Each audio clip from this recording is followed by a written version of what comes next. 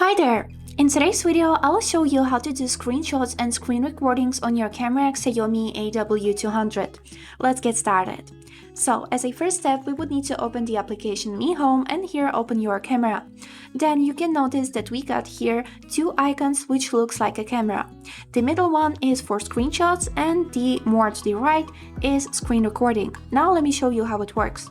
So if I will click on this button on the middle, it will do a screenshot which will be saved to my gallery. As you can see, here is it. And now let's move on to the screen recording.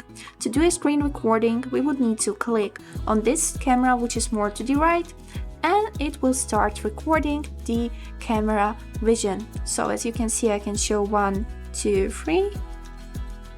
Here is it how it looks. And to stop the recording, click on this red button once more. And now the recording will be saved also to your gallery. We can also take a look on it by opening the gallery on your phone. Here is it how it looks. We can also see the 1, 2, 3. And that's it. I hope this video was helpful for you, and thank you so much for watching.